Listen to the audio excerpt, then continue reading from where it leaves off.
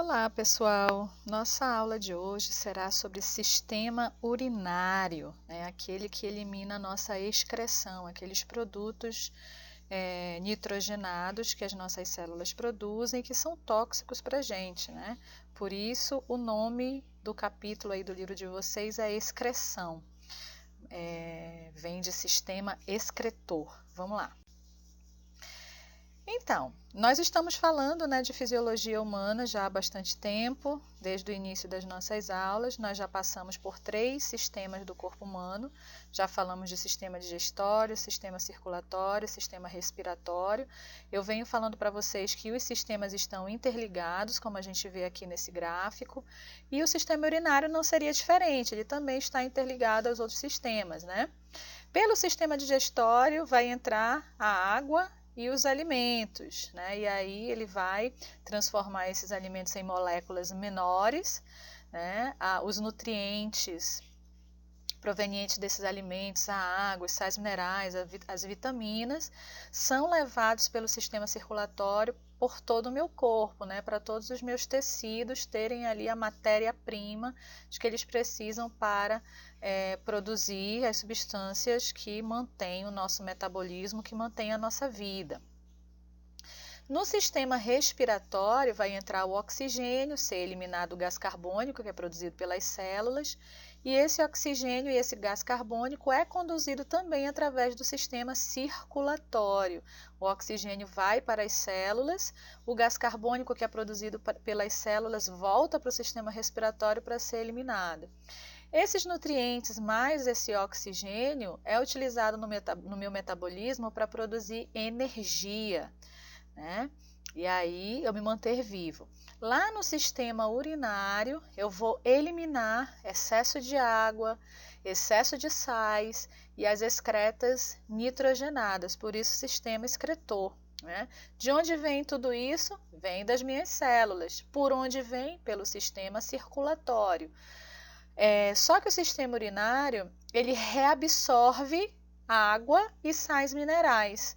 Então, isso tudo vai retornar para o sangue e retornar para as células, caso for necessário, certo? Então, todos os sistemas do nosso corpo, vistos até agora, estão interligados para manter o quê? A homeostase, que é o equilíbrio químico do meu corpo. Mecanismos de osmorregulação. Como é que os animais, vão manter aí esse equilíbrio entre sais e água com o meio ambiente? Começando aqui pelos invertebrados aquáticos marinhos, que vivem em água salgada, com grande concentração de sais. O que vai acontecer com eles? Eles absorvem sais pelas brânquias, mantêm-se isotônicos em relação ao meio. O que isso significa? Que a quantidade de sais que tem dentro do corpo vai ser igual à quantidade de sais que tem na água em que eles estão nadando. E por conta disso, eles eliminam muita urina e essa urina bem diluída, com bastante água. Por quê? Porque esse excesso de sais pode danificar as estruturas renais, Então, isso acontece lá com eles. Invertebrados de água doce, eles se mantêm hipertônicos em relação ao meio. O que isso significa? Que eu vou ter uma grande quantidade de sais no interior do corpo desses animais em relação ao ambiente. Por conta disso, eles eliminam também grande quantidade de urina. Por quê? Porque a água ela é atraída por esse excesso de sais do corpo. Então, quanto mais sais eu tenho dentro do meu corpo, mais água vai entrar no meu corpo. Então, por isso eu tenho que eliminar esse excesso de água através da urina.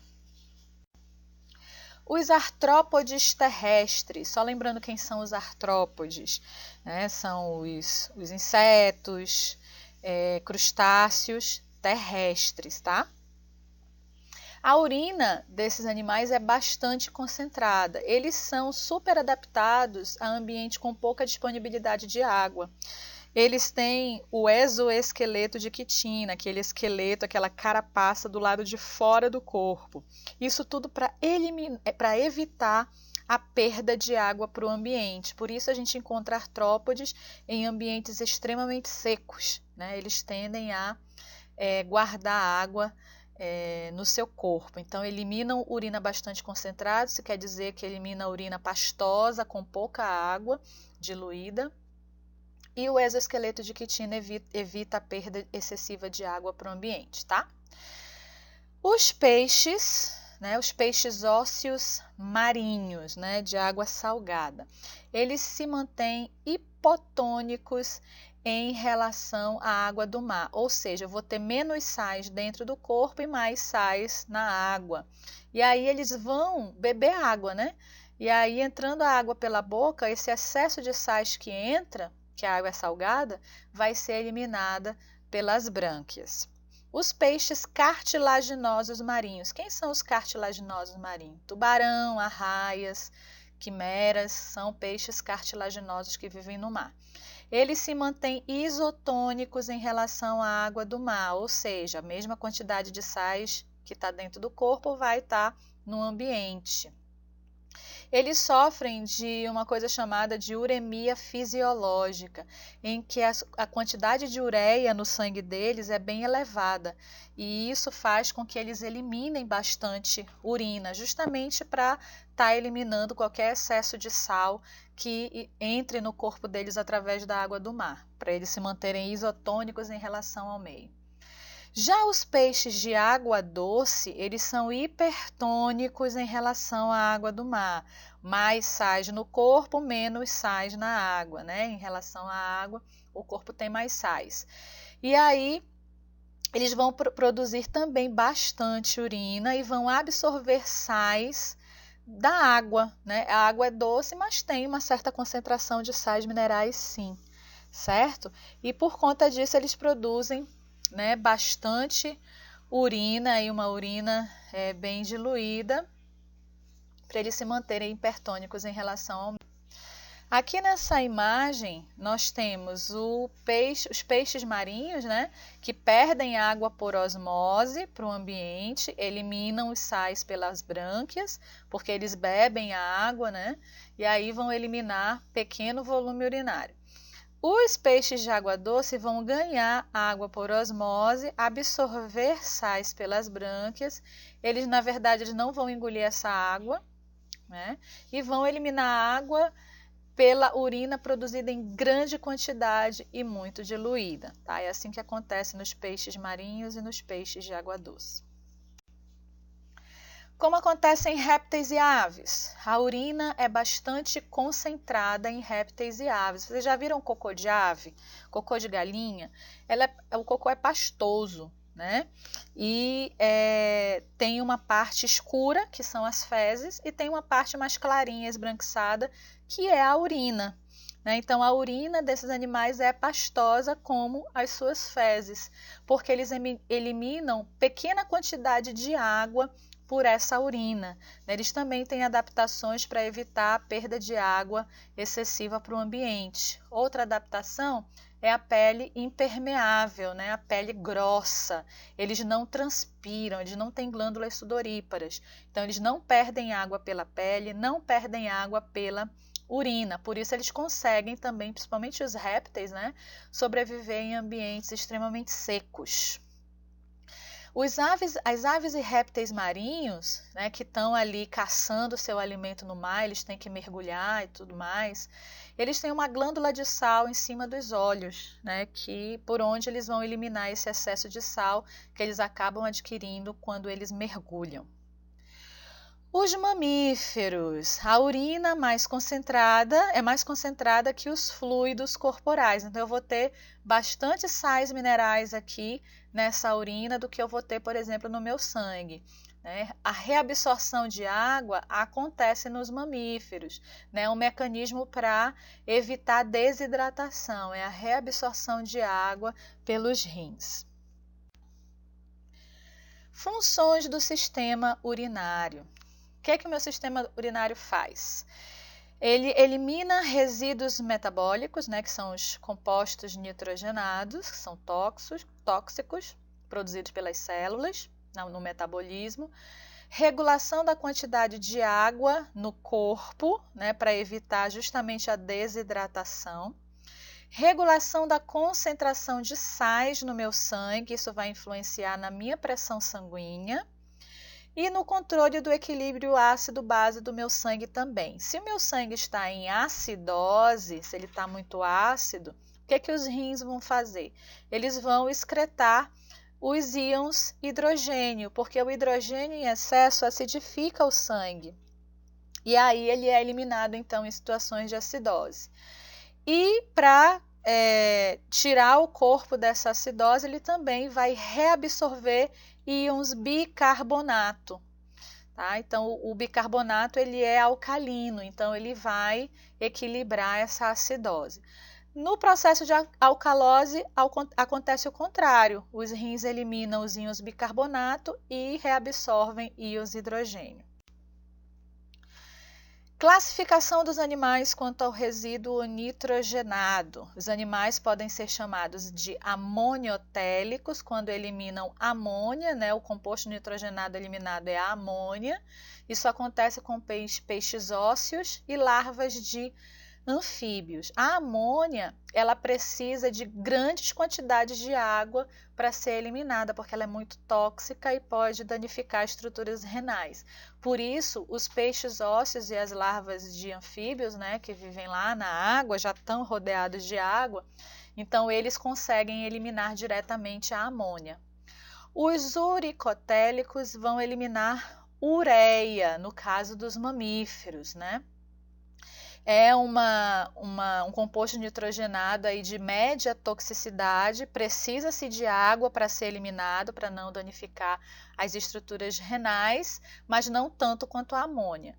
Os ureotélicos vão eliminar ácido úrico, e aí os insetos, aves e répteis vão eliminar ácido úrico, em que eu preciso de pouca água para diluir esse ácido úrico. Ele é das 3 substâncias, o ácido úrico é o menos tóxico e necessita de pouca água para se diluir e ser eliminado. Aqui nessa tabela nós temos, né, a evolução do sistema excretor nos diferentes grupos de animais, começando com os grupos mais simplificados, que são os poríferos, até os mamíferos, né? Então aqui, ó, no início, poríferos e selenterados vão eliminar a amônia e vão fazer isso por difusão através das células da superfície corporal. Não tem nenhuma estrutura excretora diferenciada, tá? Então a amônia sai por difusão diretamente das células para o ambiente. Os plateumintos também vão eliminar a amônia. Aqui já aparece uma célula especializada na eliminação da amônia, que são as células flama. Então, a célula flama vai eliminar a amônia para o plateuminto. Os nemateumintos também eliminam a amônia através de células chamadas de tubos em H, porque essas células têm esse formato aqui. Então, essa é a estrutura excretora dos nemateumintos. Os anelídeos e moluscos também amônia e eliminam essa amônia por células chamadas de nefrídeos. Então, até aqui, ó, de poríferos até anelídeos, vai eliminar a amônia por células, né? Artrópodes e insetos vão eliminar ácido úrico pelos túbulos de Malpighi. É uma estrutura, né, simplificada, mas que faz a excreção desse componente. Os túbulos de Malpighi estão ligados com o sistema digestório, lá com o intestino dos insetos, então a urina sai junto com as fezes. Os artrópodes crustáceos vão eliminar a amônia, né, porque eles são aquáticos. E eles vão eliminar a amônia através de glândulas, chamadas de glândulas verdes. Os artrópodes aracnídeos vão eliminar a guanina e tem uma estrutura chamada de glândulas coxais. Na base das coxas dos aracnídeos tem essas glândulas por onde eles eliminam a urina. Os equinodermos, aquáticos também, por isso vão eliminar a amônia, vai ser também por difusão, que nem os poríferos, tá? Os osteíctes, que são os peixes ósseos, eliminam a amônia através de rins. Aqui nos peixes já aparece a estrutura renal. Condrictes são peixes cartilaginosos, vão eliminar a ureia pelos rins. Anfíbios, na fase larval, né, os girinos vão eliminar a amônia pelos rins. Os anfíbios adultos eliminam a ureia pelos rins. Répteis, aves, eliminam ácido úrico pelos rins. E mamíferos eliminam a ureia pelos rins, né? Então, o rim surgiu aqui com os peixes, certo? Então, essa é a evolução aqui do sistema excretor dos animais. Vamos agora para o sistema excretor humano. Então, aqui nós vemos os órgãos e estruturas que fazem parte, né, do sistema excretor humano. Nós temos um par de rins em formato de feijão, de coloração vermelha amarronzada. Em cima de cada rim eu tenho as glândulas adrenais, a gente vai estudá-las melhor quando a gente for falar sobre sistema... esqueci agora a palavra. Bom, enfim. Os ureteres, né, saindo de cada rim, conduzem a urina até a bexiga, e da bexiga essa urina é eliminada através da uretra, certo? Então, esses são os órgãos que fazem parte do sistema excretor humano. Pegando um rim, cortando ele ao meio, né, transversalmente, para a gente ver as estruturas internas. Então, essa parte aqui a gente chama de córtex. É aqui no córtex que vão estar as unidades filtradoras do meu sangue que produzem a urina, que a gente vai já falar um pouquinho sobre eles. Aqui nós temos a medula, esses gominhos aqui, né, chama-se medula. Aqui nós temos a pelve renal, onde armazenada, né, pinga aqui a urina de gotinhas em gotinhas vindo lá dessas unidades filtradoras que são os néfrons. E aí da pelve renal essa urina segue pelos ureteres até a bexiga. Aqui nós temos a artéria renal e aqui nós temos a veia renal, tá? A parte de fora nós temos a cápsula, né, que é o revestimento externo dos rins. Como é que se dá a produção de urina? Então, eu coloquei aqui, né, essa sequência aqui de palavras para a gente conseguir gravar direitinho como é que acontece essa produção de urina na sequência. Então, o sangue cheio, né, daqueles compostos nitrogenados, chega através dos capilares do glomérulo, né, lá no interior dos rins. O plasma ele vai passar para dentro desses capilares do glomérulo, né? Isso tudo vai estar dentro de uma cápsula chamada cápsula de Bowman, né? Os capilares do glomérulo vão estar dentro da cápsula de Bowman. E é na cápsula de Bowman que vai acontecer a filtração glomerular. Os túbulos do néfron vão fazer a reabsorção tubular, né? Porque esse plasma ele vai estar passando, né, por dentro, né, desses túbulos aqui, dos túbulos do néfron. E aí lá nesses túbulos vai ocorrer a reabsorção de água, de glicose e de íons. E vai ser secretado só aquilo que eu não preciso, através da secreção tubular. Tá? A composição da urina é basicamente água e ureia, né? E essa urina vai ser armazenada lá na bexiga. A função da bexiga é só armazenar a urina mesmo até a hora da eliminação. Então vamos lá. O sangue vai chegar, né, cheio de compostos que precisam ser eliminados pelas artérias renais, tá? Aqui nós temos a arteríola aferente e aqui eu tenho o glomérulo, os capilares do glomérulo, né? Essas arteríolas viram capilares aqui dentro da cápsula de Bowman. Essa daqui é a cápsula de Bowman. E aí aqui vai acontecer o quê? Uma pressão muito grande e o plasma vai passar para dentro dos túbulos do néfron. Tá? Esse daqui é a unidade filtradora do meu sangue, é o néfron, que vai estar lá uma parte no córtex e uma parte na medula. Na parte interna do meu rim, né? Eu vou ter milhões dessas estruturas dentro de cada um dos meus rins. Então, o plasma vai ser forçado sob pressão, né? lá nos capilares do glomérulo para passar para dentro desse tubinho amarelinho aqui. E ele vai seguir, né, o seu caminho, o plasma vai seguindo o seu caminho. E aí aqui a arteríola eferente vai acompanhando, né, até que se transforma em veias renais. E aqui no túbulo contorcido proximal, né, o túbulo contorcido proximal vira a alça de Henle. Quando o plasma chega aqui na alça de Henle, vai acontecer a reabsorção de água, de glicose e de sais minerais para dentro da corrente sanguínea. Né? Passa então do túbulo contorcido proximal para dentro das veias renais, né? desses vasos mais azuladinhos. E aí o plasma continua o seu caminho. Né?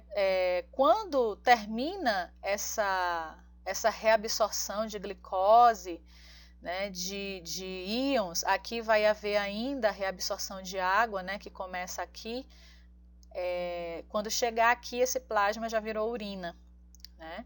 E aí essa urina cheia de ureia, de alguns sais minerais que precisam ser eliminados porque estão em excesso, e a água que não foi reabsorvida vai ser eliminado aqui na pelve renal, e da pelve renal vai pelos ureteres até a bexiga, certo? Então é assim que acontece a formação de urina lá no interior dos nossos rins. Como é que acontece a regulação da função renal? Como é que ele sabe que ele tem que reabsorver água, que ele tem que reabsorver sais minerais ou tem que eliminar sais minerais? Essa regulação acontece por hormônios, mais especificamente esses três aqui. O hormônio antidiurético, que a gente chama de ADH, a aldosterona e o FNA, o fator natriurético atrial. Então, o que eles fazem? O ADH ele é produzido no hipotálamo, do hipotálamo ele é enviado para a hipófise e a hipófise elimina esse hormônio na corrente sanguínea. Ele vai através da corrente sanguínea lá para os túbulos do néfron, onde vai acontecer a reabsorção de água. Então, quando esse hormônio, quando o ADH chega nos túbulos do néfron, os túbulos do néfron reabsorvem a água. Por isso, o hormônio antidiurético. A diurese é a eliminação de água. Se eu tenho um antidiurético, eu vou fazer com que essa água não seja eliminada, para que eu não desidrate, para que eu não perca muita água pela urina. A água é importante para a gente. Nosso corpo aí é formado por mais ou menos 70% de água, então a gente precisa dela para o metabolismo. A aldosterona vai ser produzida na glândula adrenal, naquelas glândulas que ficam em cima de cada rim, que eu mostrei para vocês. O que ela vai fazer? Vai fazer a reabsorção de sódio pelos túbulos renais. Então, lá nos túbulos vai chegar esse hormônio e eles vão reabsorver sódio. Por que eu preciso reabsorver sódio? Para manter minha pressão arterial elevada. Só que ela não pode subir demais. Se eu tiver excesso de sódio, o excesso tem que ser eliminado, porque senão a pressão sobe demais e eu posso ter um AVC, um ataque cardíaco, né? Não é legal a pressão muito elevada. E aí, por isso, eu tenho esse outro hormônio, o FNA. Ele é produzido lá no meu coração. Isso mesmo, o coração produz hormônio. Lá nos átrios cardíacos. Quando a pressão sobe demais, porque eu reabsorvi sódio, esse FNA começa a ser produzido e eliminado no sangue. Aí ele vai agir lá nos rins, para o rim começar a produzir mais urina, para eu fazer xixi e eliminar o excesso de sódio. Para quê? Para diminuir a pressão arterial.